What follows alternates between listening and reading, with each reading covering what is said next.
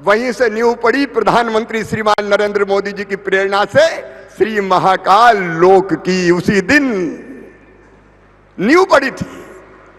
कई लोगों से विचार विमर्श करने के बाद उसका स्वरूप क्या हो ये तय हुआ और 2018 में मध्य प्रदेश की कैबिनेट ने इसको स्वीकृत किया, टेंडर जारी किए। बीच में 19-20 में थोड़ी सी रुकावट आई थी, लेकिन 20 के बाद फिर तेजी से काम प्रारंभ हुआ और आज श्री महाकाल लोक का लोकार्पण माननीय प्रधानमंत्री जी ने किया है। हम सब गदगद है। महाकाल महाराज की कृपा हम सब पर बरसे। सबका कल्याण करने वाले शिव, सबको स्नेह देने वाले शिव, थोड़ी सी पूजा में ही प्रसन्न हो जाने वाले शिव, बील पत्ती चढ़ाओ प्रसन्न, भस्म रमाते, दुनिया जिसको ठुकराती उसको अपनाते, नाग भी गले में रहता। और जब समुद्र मंथन से जहर निकला और सृष्टि के विनाश का खतरा पैदा हुआ, तब कौन उस जहर को पिए? तब ये भोले शंकर ओगरदानी फक्कड़ बाबा थे, जिन्होंने हलाहल को पी के कंठ में धारण कर लिया। कंठ नीला हो गया, इसलिए नीलकंठ कहलाए भगवान शिव। वो भगवान शिव हम सब पर कृपा की वर्षा करें। और प्रधानमंत्री जी के नेतृत्व में जिस भारत का निर्माण हो रहा है, आज मैं इस डाइस पे खड़े होके ये कहने का साहस कर रहा हूं कि भौतिकता की अग्नि में दग्ध विश्व मानवता को शाश्वत शांति के पथ का दिग्दर्शन माननीय नरेंद्र मोदी जी के नेतृत्व में भारत कराएगा, भारत कराएगा, भारत कराएगा। ये होगा। वैसे भारत के निर्माण के लिए हम वैसा मध्य प्रदेश बनाने के लिए अपनी संपूर्ण क्षमता झोंक कर काम करें। मेरा यही निवेदन है। एक बार फिर महाकाल महाराज की कृपा सब पर बरसे।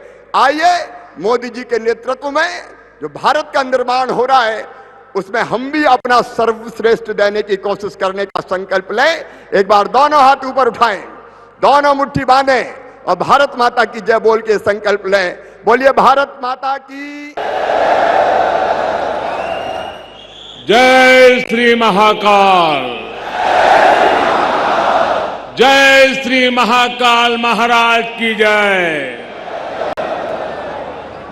महाकाल महादेव, महाकाल महाप्रभु, महाकाल महारुद्र, महाकाल नमोस्तुते। उज्जैन की पवित्र पुण्य भूमि पर इस अविस्मरणीय कार्यक्रम में उपस्थित देश भर से आए सभी चरण वंद्य संतगण, सम्माननीय साधु सन्यासीगण, मध्य प्रदेश के राज्यपाल श्रीमान मंगूभाई पटेल, छत्तीसगढ़ की राज्यपाल बहन अनसुईया उइके जी, झारखंड के राज्यपाल श्रीमान रमेश बैस जी, मध्य प्रदेश के मुख्यमंत्री भाई शिवराज सिंह चौहान जी, केंद्रीय मंत्रिमंडल के मेरे सहयोगी, राज्य सरकार के मंत्रीगण, सांसदगण, विधायकगण, भगवान महाकाल के सभी कृपा पात्र श्रद्धालुगण, देवी और सज्जनों, जय महाकाल। उज्जैन की ये ऊर्जा, ये उत्साह, अवंतिका की ये आभा, ये अद्भुतता, ये आनंद, महाकाल की ये महिमा, ये महात्म्य, महाकाल लोक में लौकिक कुछ भी नहीं है। शंकर के सानिध्य में साधारण कुछ भी नहीं है। सब कुछ अलौकिक है, असाधारण है, अविस्मरणीय है, अविश्वसनीय है। मैं आज महसूस कर रहा हूं, हमारी तपस्या और आस्था से जब महाकाल प्रसन्न होते हैं तो उनके आशीर्वाद से ऐसे ही भव्य स्वरूप का निर्माण होता है। और महाकाल का आशीर्वाद जब मिलता है तो काल की रेखाएं मिट जाती है, समय की सीमाएं सिमट जाती है और अनंत के अवसर प्रस्फुटित हो जाते हैं। अंत से अनंत यात्रा आरंभ हो जाती है। महाकाल लोक की ये भव्यता भी समय की सीमाओं से परे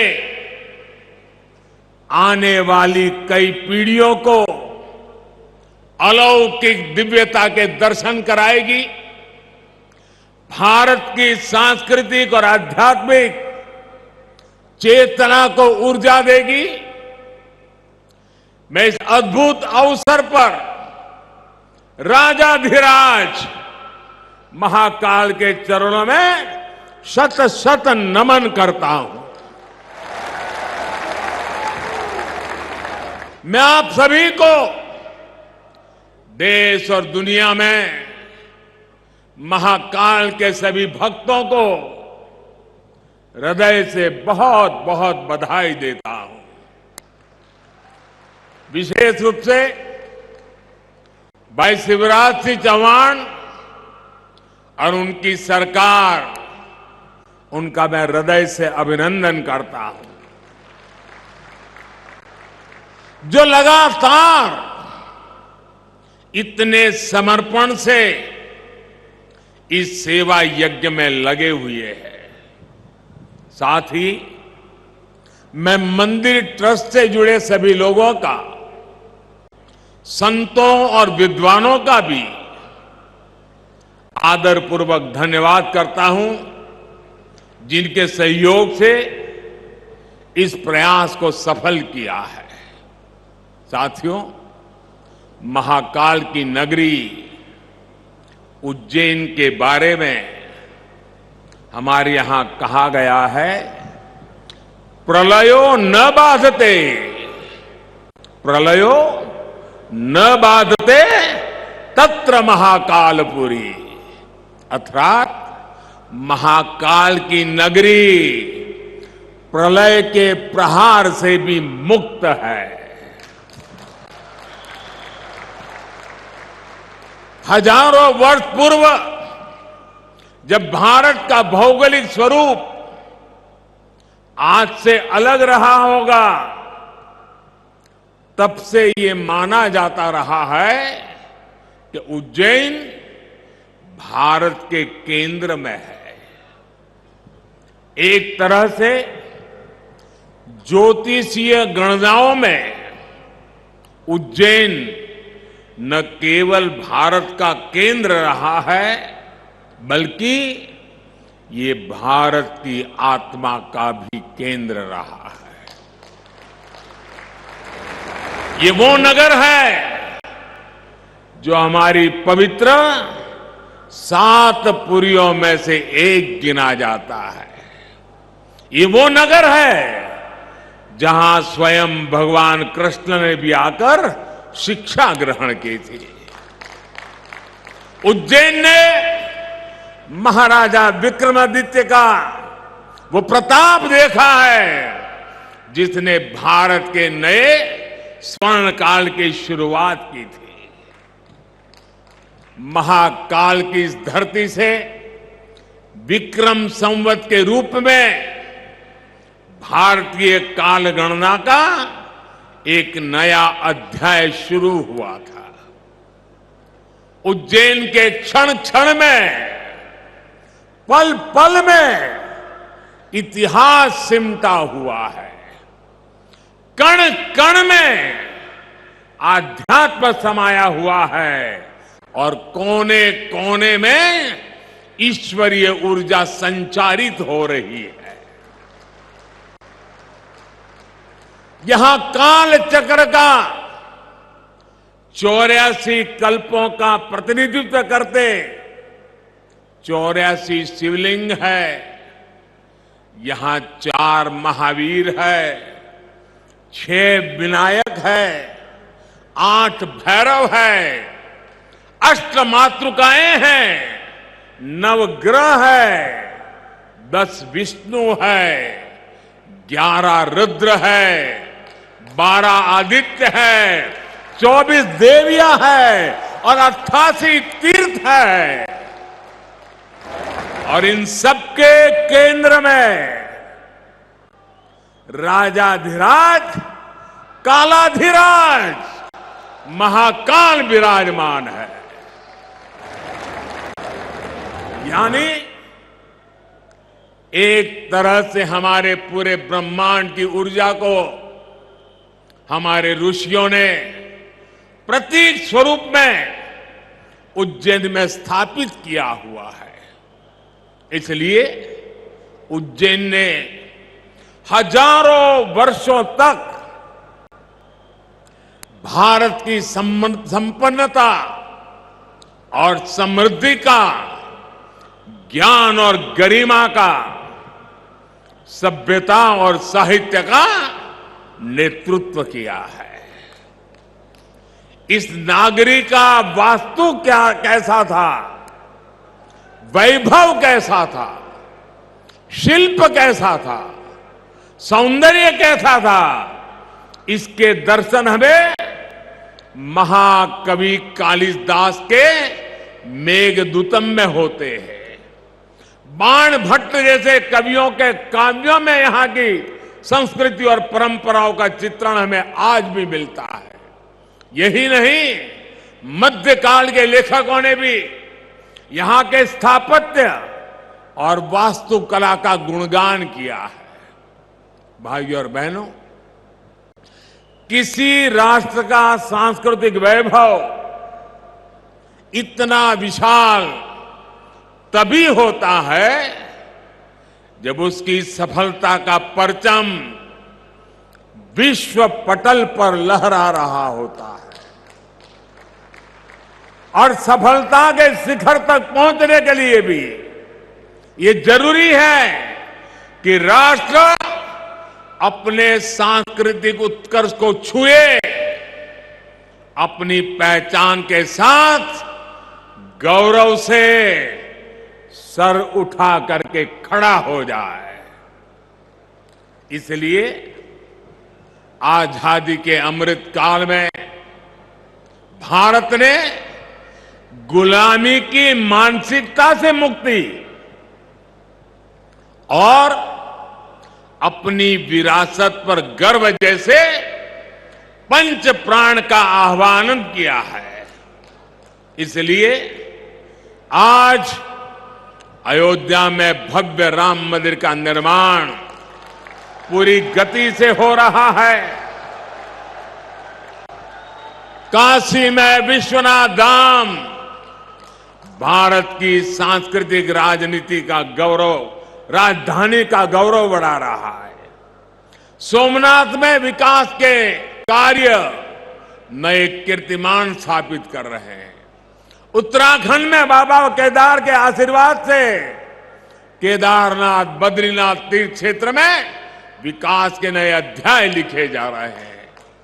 आजादी के बाद पहली बार 4 धाम प्रोजेक्ट के जरिए हमारे चारों धाम ऑल वेदर रोड से जुड़ने जा रहे हैं। इतना ही नहीं, आजादी के बाद पहली बार करतारपुर साहिब कॉरिडोर खुला है, हेमकुंड साहिब रोपवे से जुड़ने जा रहा है। इसी तरह स्वदेश दर्शन और प्रसाद योजना से देश भर में हमारी आध्यात्मिक चेतना के ऐसे कितने ही केंद्रों का गौरव पुनः स्थापित हो रहा है। और अब इसी कड़ी में ये भव्य, अति भव्य महाकाल लोक भी अतीत के गौरव के साथ भविष्य के स्वागत के लिए तैयार हो चुका है। आज जब हम उत्तर से दक्षिण तक, पूरब से पश्चिम तक अपने प्राचीन मंदिरों को देखते हैं तो उनकी विशालता, उनका वास्तु हमें आश्चर्य से भर देता है। कोणार्क का सूर्य मंदिर हो या महाराष्ट्र में एलोरा का कैलाश मंदिर, ये विश्व में किसी विस्मित नहीं कर देते। कोणार्क सूर्य मंदिर के तरह ही गुजरात का मोढेरा सूर्य मंदिर भी है, जहां सूर्य की प्रथम किरणें सीधे गर्भगृह तक प्रवेश करती है। इसी तरह तमिलनाडु के तंजौर में राजा राजचोल द्वारा बनाया गया ब्रह्मदेवेश्वर मंदिर है।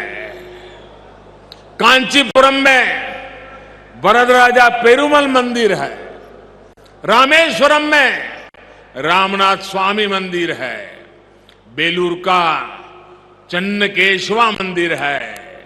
मदुराई का मीनाक्षी मंदिर है।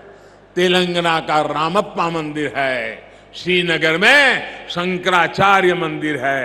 ऐसे कितने ही मंदिर हैं। वो बेजोड़ है, कल्पनातीत है, न भूतो न भविष्यति के जीवंत उदाहरण है।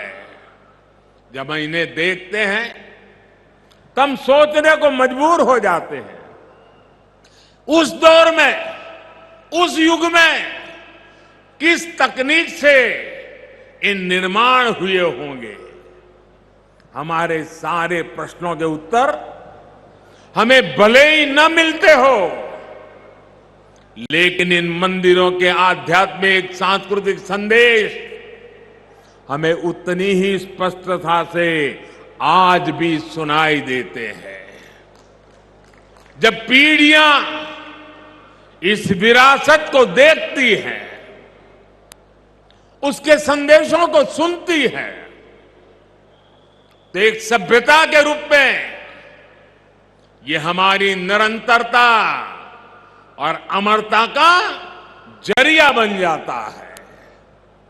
महाकाल लोक में ये परंपरा उतने ही प्रभावी ढंग से कला और शिल्प के द्वारा उकेरी गई है। ये पूरा मंदिर प्रांगण शिव पुराण की कथाओं के आधार पर तैयार किया गया है। आप यहां आएंगे तो महाकाल के दर्शन के साथ ही आपको महाकाल की महिमा और महत्व के भी दर्शन होंगे। पंचमुखी शिव, उनके डमरू, सर्प, त्रिशूल, अर्धचंद्र और सप्तऋषि, इनके भी उतने ही भव्य स्वरूप यहां स्थापित किए गए हैं। ये वास्तु, इसमें ज्ञान का ये समावेश, ये महाकाल लोक को उसके प्राचीन गौरव से जोड़ देता है, उसकी सार्थकता को और भी बढ़ा देता है। भाइयों और बहनों, हमारे शास्त्रों में एक वाक्य है, शिवम ज्ञानम, शिवम ज्ञानम। इसका अर्थ है शिव ही ज्ञान है और ज्ञान ही शिव है। शिव के दर्शन में ही ब्रह्मांड का सर्वोच्च दर्शन है और दर्शन ही शिव का दर्शन है। इसलिए मैं मानता हूं हमारे ज्योतिर्लिंगों का ये विकास भारत की आध्यात्मिक ज्योति का विकास है, भारत के ज्ञान और दर्शन का विकास है। भारत का ये सांस्कृतिक दर्शन एक बार फिर शिखर पर पहुंचकर विश्व के मार्गदर्शन के लिए तैयार हो रहा है। साथियों, भगवान महाकाल एकमात्र ऐसे ज्योतिर्लिंग है जो दक्षिण मुखी है। ये शिव के ऐसे स्वरूप है जिसकी भस्म आरती पूरे विश्व में प्रसिद्ध है। हर भक्त अपने जीवन में भस्म आरती के दर्शन जरूर करना चाहता है। भस्म आरती का धार्मिक महत्व यहां उपस्थित आप सब संतगण ज्यादा गहराई से पता पाएंगे, लेकिन मैं इस परंपरा में हमें भारत की जीवटता और जीवंतता के दर्शन भी करता हूं। मैं इसमें भारत के अपराजेय अस्तित्व को भी देखता हूं, क्योंकि जो शिव सोयम भूति विभूषण, सोयम भूति विभूषण अर्थात वस्त्र को धारण करने वाले हैं, वो सर्वाधिपः सर्वदा भी है, अर्थात वो अनस्व और अविनाशी भी है। इसलिए जहां महाकाल है वहां कालखंडों की सीमाएं नहीं है। महाकाल की शरण में विश्व में भी स्पंदन होता है। महाकाल के सानिध्य में अवसान से भी पुनर्जीवन होता है, अंत से भी अनंत की यात्रा आरंभ होती है। यही हमारी सभ्यता का वो आध्यात्मिक आत्मविश्वास है जिसके सामर्थ्य से भारत हजारों वर्षों से अमर बना हुआ है, अजरा अमर बना हुआ है। अब तक हमारी आस्था के केंद्र जागृत है, भारत की चेतना जागृत है, भारत की आत्मा जागृत है। अतीत में हमने देखा है, प्रयास हुए, परिस्थितियां पलटी, सत्ताएं बदली, भारत का शोषण भी हुआ, आजादी भी गई। इल्तुतमिश जैसे आक्रमणकारियों ने उज्जैन की ऊर्जा को भी नष्ट करने के प्रयास किए, लेकिन हमारे ऋषियों ने कहा है, चंद्रशेखरम आश्रय मम किम करिष्यति व्ययम, अर्थात महाकाल शिव की शरण में अरे मृत्यु भी हमारा क्या कर लेगा। और इसलिए भारत अपनी आस्था के इन प्रामाणिक केंद्रों की ऊर्जा से फिर पुनर्जीवित हो उठा, फिर उठ खड़ा हुआ। हमने फिर अपने अमरत्व की वैसी ही विश्वव्यापी घोषणा कर दी। भारत ने फिर महाकाल के आशीष से काल के कपाल पर कालातीत अस्तित्व का शिलालेख लिख दिया। आज एक बार फिर आजादी के इस अमृत काल में अमर अवंतिका भारत के सांस्कृतिक अमरत्व की घोषणा कर रही है। उज्जैन जो हजारों वर्षों से भारतीय काल गणना का केंद्र बिंदु रहा है, वो आज एक बार फिर भारत की भव्यता के एक नए कालखंड का उद्घोष कर रहा है। साथियों, भारत के लिए धर्म का अर्थ है हमारे कर्तव्यों का सामूहिक संकल्प। हमारे संकल्पों का ध्येय है विश्व का कल्याण, मानव मात्र की सेवा। हम शिव की आराधना में भी कहते हैं, नमामि विश्वस्य हिते रतम एतम, नमामि विश्वस्य हिते रतम तम, नमामि रूपाणी बहुनी दत्ते। अर्थात हम उन विश्वपति भगवान शिव को नमन करते हैं जो अनेक रूपों से पूरे विश्व के हितों में लगे हैं। यही भावना हमेशा भारत के तीर्थों, मंदिरों, मठों और आस्था केंद्रों की भी रही है। यहां महाकाल मंदिर में पूरे देश और दुनिया से लोग आते हैं। सिंहस्थ कुंभ लगता है तो लाखों लोग जुड़ते हैं। अनगिनत विविधताएं भी एक मंत्र, एक संकल्प लेकर एक साथ जुड़ सकती है। इसका इससे बड़ा क्या उदाहरण क्या हो सकता है। और हम जानते हैं हजारों साल से हमारे कुंभ मेले की परंपरा बहुत ही सामूहिक मंथन के बाद जो अमृत निकलता है उसे संकल्प लेकर के 12 साल तक उसको क्रियान्वित करने की परंपरा रही थी।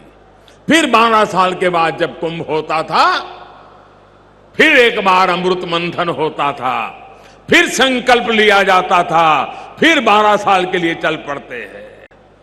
पिछले यहां कुंभ के मेले में मुझे आने का सौभाग्य मिला था। महाकाल का बुलावा आया और ये बेटा आए बिना कैसे रह सकता है। और उस समय कुंभ की हजारों साल की पुरानी परंपरा, उस समय जो मन मस्तिष्क में मंथन चल रहा था, जो विचार प्रवाह बह रहा था, मां क्षिप्रा के तट पे अनेक विचारों से मैं घिरा हुआ था और उसी में से मन कर गया। कुछ शब्द चल पड़े, पता नहीं कहां से आए, कैसे आए, और जो भाव पैदा हुआ था वो संकल्प बन गया। आज वो सृष्टि के रूप में नजर आ रहा है। दोस्तों,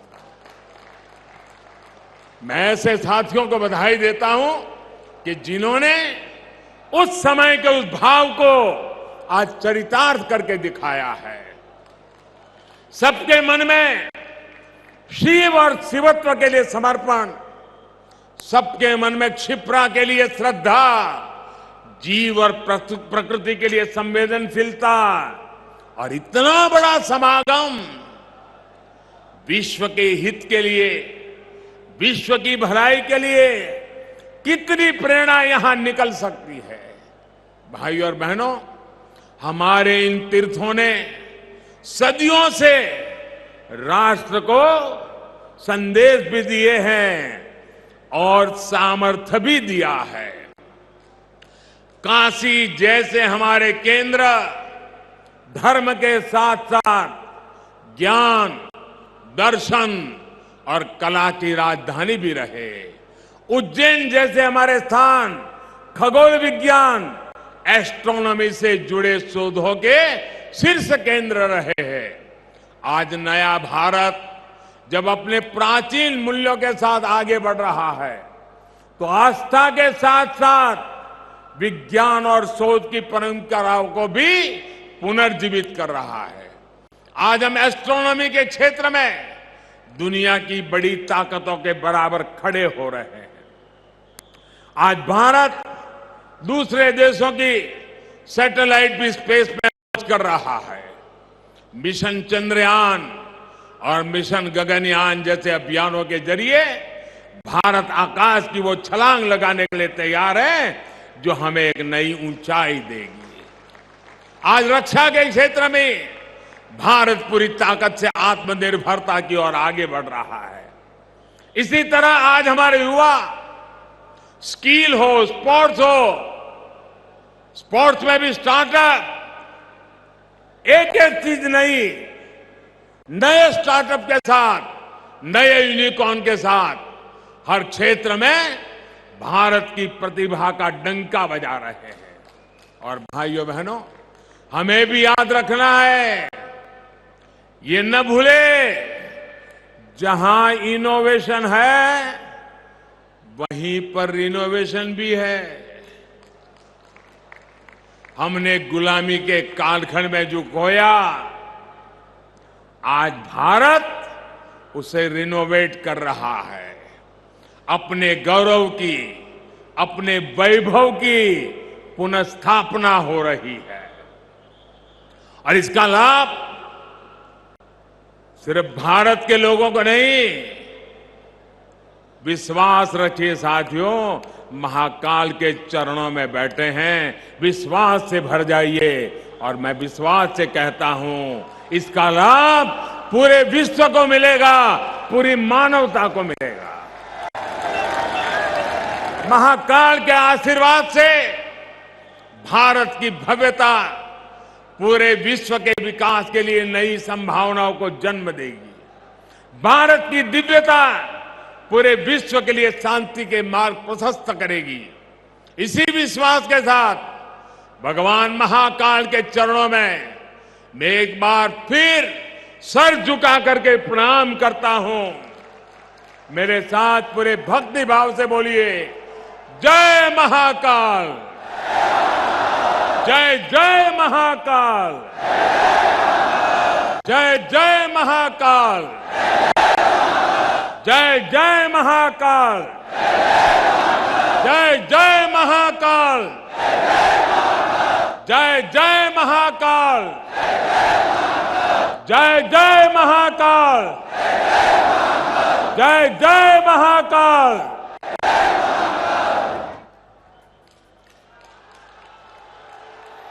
तो महाकाल के दरबार में प्रधानमंत्री नरेंद्र मोदी और उनका यह संबोधन आपने सुना।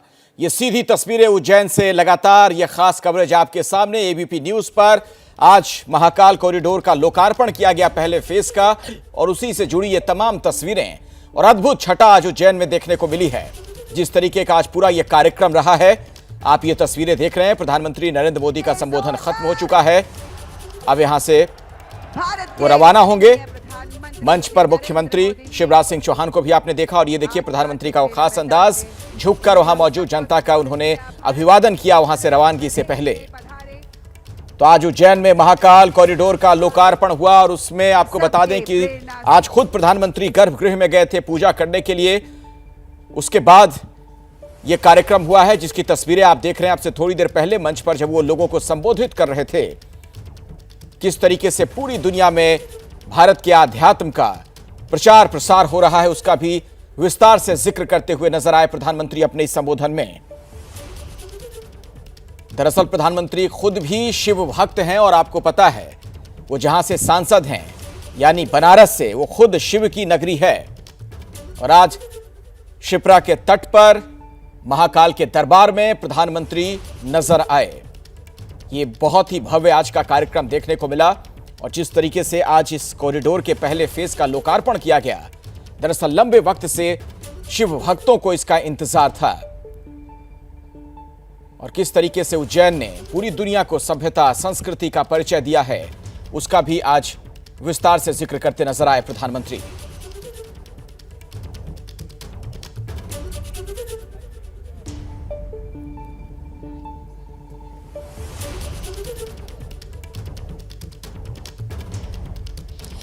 तो मैं आपको बता दूं, प्रधानमंत्री नरेंद्र मोदी जनता को संबोधित कर रहे थे। जय जय महाकाल का नारा उन्होंने लगवाया, 1 मर्तबा, 2 मर्तबा, 3 मर्तबा नहीं, मैं गिन नहीं पाई, लेकिन मुझे ऐसा लग रहा है कि उन्होंने ये सिलसिला 11 मर्तबा जारी रखा। प्रधानमंत्री नरेंद्र मोदी ने ये बताया कि कैसे ये जो सिलसिला उन्होंने काशी से शुरू किया था या केदारनाथ से शुरू किया था, वो काशी होता हुआ उज्जैन आ गया है। और अब प्रधानमंत्री नरेंद्र मोदी उज्जैन इस नगरी को अलविदा कहेंगे। अब से कुछ ही देर में उनका काफिला यहाँ एबीपी न्यूज़ की स्क्रीन पर आपको दिखाई देने वाला है, क्योंकि ठीक पीछे ही यहाँ से मैं देख पा रही हूँ जहाँ पर वो मेला ग्राउंड है, प्रधानमंत्री नरेंद्र मोदी जहाँ पर मौजूद थे। जैसे ही घड़ी का काटा दोपहर 2:30 पे आए, बबीता जी का दिल सास बहू साजिश के लिए मचल जाए। और ये है इनकी बहू, पूरे दिन ऑफिस की टेंशन हो जाए गॉन जब ये करें अपना फेवरेट शो फ्री टाइम पे ऑन। इनकी तरह आप भी देखिए अपना फेवरेट शो अपने टाइम पर, और डाउनलोड कीजिए एबीपी लाइव ऐप अपने स्मार्ट टीवी पर।